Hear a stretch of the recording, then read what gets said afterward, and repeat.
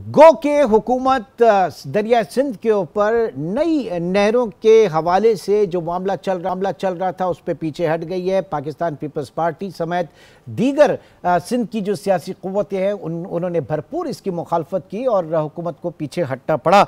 अब यह तय हुआ है कि ये नई नहरें नहीं बनाई जाएंगी, लेकिन इस वक्त भी सिंध की चंद सियासी जमातें बिलखुसूस वकला जो है वो अब भी सड़कों पर मौजूद हैं, सरापा एहतजाज हैं। और इस वक्त हमारे साथ बबरलो बाईपास सक्खर से, जहां पर इस वक्त वकला का एहतजाज, बैरिस्टर सरफराज अली मैथलो साहब मौजूद हैं जो कि प्रेसिडेंट हैं सिंध हाई कोर्ट बार के। बैरिस्टर साहब, बहुत शुक्रिया आपके वक्त का। सबसे पहले तो मैं ये जानना चाहूंगा कि पीपल्स पार्टी जो है वो बाकायदा इस पे अब जश्न मना रही है अपने मौक़िफ़ के हवाले से कि हुकूमत को पीछे हटना पड़ा, नहरें अब नहीं बनाई जाएंगी, मामला तय हो गया है। और लेकिन आप लोग अभी भी धरने पर हैं, आप लोग अभी भी एहतजाज पे हैं, क्यों?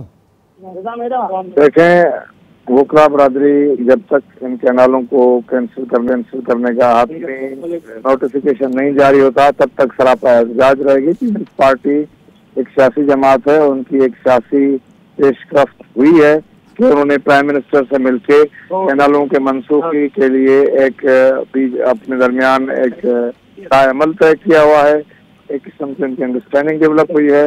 ये भी एक सियासतदान के लिए सेलिब्रेट करने का मौका जरूर हो सकता है, लेकिन वकील जो कि नहीं, आपके क्या कंसर्न है सर? आपके कंसर्न क्या है कि मतलब ये नोटिफिकेशन आप समझ रहे हैं कि दाल में कुछ काला है? नहीं, हम ऐसा कुछ नहीं अखज़ करना चाहते, लेकिन हम ये चाहते हैं कि अभी इसमें कुछ मजीद स्टेप्स लेना बाकी हैं और जब तक वो नहीं लिए जाएंगे तब तक हम ये धरना खत्म नहीं करेंगे। तो मजीद स्टेप्स क्या होंगे, क्या होना चाहिए? सीसीआई की मीटिंग होगी, उस मीटिंग के बाद उनको कैनालों के मनसूखी का एक बाकायदा फैसला लिया जाएगा, जिसका एक नोटिफिकेशन जारी किया जाएगा कि सिंधु दरिया के ऊपर कोई नए कैनाल नहीं बनाए जाएंगे। अच्छा, तो आप क्या समझ रहे हैं, क्या आपकी अंडरस्टैंडिंग है हुकूमत सीसीआई में मामला क्यों नहीं लेकर जा रही? और सीसीआई का इजलास वैसे तो हर 90 दिन में होना था, लेकिन यहाँ पे साल से ऊपर हो गया है, अभी तक ना हो सका। 2 मई को सीसीआई का इजलास रखा गया है। हम तो उम्मीद है कि उसमें हुकूमत ये मामला रिजॉल्व करेगी। बसूरत दीगर वकला अपने तहरीक और अपने धरनों को मजीद उसमें तेजी लाएंगे और नई हिकमत अमली के साथ आगे बढ़ेंगे।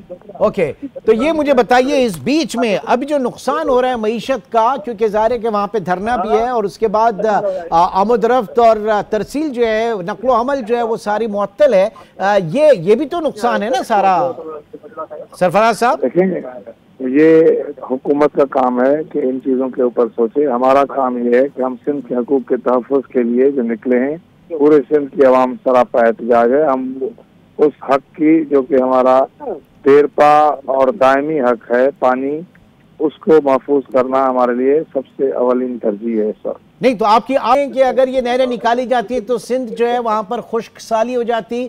थोड़ा सा मुझे ये भी बताइएगा आपकी जो अंडरस्टैंडिंग है, क्योंकि इस वक्त हम देख रहे हैं कि इंडिया जो है वो वाटर एग्रेशन के ऊपर उतर आया। उसने अपने तौर से इंडस वाटर ट्रीटी जो है उसको मनसूख कर दिया। तो पाकिस्तान में तो एक जनरल कंसेंसस होना चाहिए डैम्स के हवाले से। पाकिस्तान में तो सोच मुख्तलिफ अभी होनी चाहिए, क्या कहेंगे? लेकिन पूरी दुनिया में डैम्स की स्ट्रैटेजी अबंडन हो चुकी है। वर्ल्ड बैंक जो कि पूरी दुनिया में डैम्स को फंड करता है, उन्होंने आज से चंद साल पहले ये फैसला लिया कि आज के बाद हम कोई नया डैम नहीं बनाएंगे। जो डैम के अंदर जो इन्वेस्टमेंट है वो नाकाबिले मुनाफा है और उसका कोई अदरवाइज सोशल या जियोग्राफियाई या माहौलियाती फायदा नहीं होता। और नहीं, लेकिन आप देख रहे हैं ना कि जिस तरीके से इंडिया ने डैम्स बनाए, उसके बाद वहां पर पावर प्रोजेक्ट्स बनाए और बिजली एक बहुत बड़ा मसला है। तो ये सारी चीजें बनाई है ना, डैम्स तो पानी को स्टोर करने के लिए बनाए जा रहे हैं। ठीक है, आपके जो कंसर्न है वो अपनी जगह, लेकिन पॉलिटिक्स पाकिस्तान में हुई, कालाबाग डैम के ऊपर हुई और दूसरे ये नहरें जो है इनके ऊपर भी बड़ी सियासत हुई है।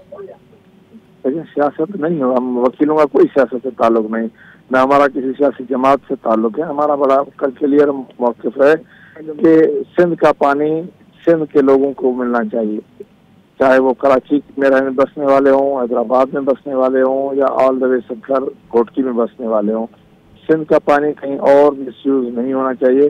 सिंध की सूरत हाल ये है इस वक्त कि और ये जो बाहमी एतमाद का फुकदान है, इसके जिम्मेदार भी माजी के हुक्मरान रहे हैं, जिन्होंने एक झूठ बोल के नहरी मंसूबा जारी किया और उसके बाद सिंध का पंजे से मिसाल के तौर पे उन्होंने ग्रेटर सर कैनाल बनाने की कोशिश की, उन्होंने जो दूसरा फ्लड कैनाल बनाने की कोशिश की और ये कहा कि ये सिर्फ बारिशों के मौसम में फ्लड की सीजन में कैनाल बहाया जाएगा। लेकिन अब आप देखें कि वो गुड्डू से पूरा साल चलता है, जिसकी वजह से सिंध में 15 रोज के बाद भी पानी नहीं मिलता जमीनों को। अच्छा, अब बात ये है कि जाहिर है कि ये आप जो बात कर रहे हैं इस वक्त काउंसिल ऑफ कॉमन इंटरेस्ट के इजलास वो भी होना है और फिर वहां से नोटिफिकेशन हो भी जाता है, तो पीपल्स पार्टी, आप एहतिजाज पे बैठे हैं, पीपल्स पार्टी जो है वो जाहिर है कि लीड कर रही है। क्या मैं इसको कहूँ वो लीड कर रहे हैं या नहीं कर रहे हैं? क्योंकि आप जो है मेरे ख्याल से क्या कहिएगा सरफराज साहब? देखिए, हम यहाँ पे क्रेडिट लेने नहीं आए कि वकला को किसी क्रेडिट की जरूरत है। हमारे लिए हमारा काला कोट बहुत है, हमारा क्रेडिट सारा उसी हमारे अपनी कामी जो वकला बरादरी की जो इत्तेहाद और जमात बंदी है वो हमारे लिए काफी है। अल्लाह ताला ने उसकी बहुत इज्जत की है। नहीं तो अगर सर मैं वही तो जानना चाह रहा हूँ, वकला जो है वो कोर्ट में अच्छे लगते हैं ना, वहाँ मुकदमात और ये सारी चीजें, आप सड़कों के ऊपर बैठे हुए हैं, थोड़ा सा इंतजार कर लें, इसमें क्या है? आपसे ये बात पहले भी आप शायद भूल जाते हैं बहुत जल्दी। एमआरडी की मूवमेंट वकला ने चलाई थी, उसके बाद 2007 की डेमोक्रेसी की मूवमेंट वकला ने चलाई थी। अब शायद वो लोग, कुछ लोग चाहते हैं कि वकला किसी तरह के अवाम के हकूक के लिए रोडों पे ना निकलें। पहले जब उनको सूट करता था तो वो हमें बड़ा अप्रिशिएट करते थे, अब एक सोच को ये बात सूट नहीं करती तो इसकी मुखालफत करते हैं। बहरहाल नहीं, लेकिन मेरी पिछले हफ्ते जब आपसे बात हुई थी तो आपने कहा था कि हम वकला, हम हर उस जमात के साथ हैं जो नहरों के मुखालिफ है, ये आपने कहा था ना मुझे कि हम हर उस जमात के साथ हैं। तो मैं वही उसी कॉन्टेक्स्ट में पीपल्स पार्टी की अप्रोच को देख रहा था सर, वो आप किस आज भी हमारा मौक़िफ़ चेंज नहीं हुआ। हम हर उस जमात और उस शख्स के साथ हैं जो नहरों की मुखालफत कर रहा है, चाहे वो पीपल्स पार्टी हो, पीटीआई हो, नून हो या कोई और कॉम्प्रेस या मजहबी तंजीम हो। ठीक, लेकिन क्या आज आप समझते हैं कि जो वाटर डिस्ट्रीब्यूशन है वो ऐसी है, वो बड़ी मुनसिफाना है या वो बड़ी सफिशिएंट है कि बदीन में और दीगर अजला में पानी जो है वो मुनसिफाना मिल रहा है? वहां पे कुछ ना कुछ तो करना होगा ना। देखें, दो सिंध के मसाइल हैं। पहला मसला है सूबों के दरमियान बाहमी पानी की तकसीम, जो हमारे दरमियान 1945 की सिंध वाटर एग्रीमेंट हुई थी, उसको मजीद सिंध के खिलाफ एक नया कानून अरसा एग्रीमेंट के थ्रू बनाया गया, जिसमें हमारा शेयर मजीद कम हुआ। और एक मसला ये, अब ये मजीद कैनाल बना के हमारे पानी को मजीद कम करना चाहते हैं, जो हम नहीं चाहते किसी सूरत। एक हमारा मसला ये है। दूसरा, सिंध के अंदर पानी की तकसीम का मसला है। यहाँ पे कुछ सरमाएदार और ताकतवर लोग हैं जो अपनी जमीनों के लिए पानी अपने हिस्से से ज्यादा ले जाते हैं और आम आदमी, गरीब आदमी उस पानी के लिए तरसता रहता है। तो जाहिर है वो मामला तो फिर हुकूमत सिंध से आपने तय करना है ना, वो मामला तो फिर वहां पे जाके तय होगा। पहला मामला हमारा यहाँ पे तय है जो वफाक के साथ है, कैनालों वाला, वो वफाक उसको हल करेगा। दूसरा मामला हम हुकूमत सिंध के साथ उठाएंगे, जिसमें हमारे दो मामला हैं सिंध हुकूमत सिंध के साथ। एक, सिंध की 1,92,000 अराजी कारपेट फार्मिंग के नाम पे कुछ सरमाएदारों को दी जा रही है, जिसमें लोगों की आबा व अजदाद के गाँव वगैरह सब उसमें उजड़ जाएंगे।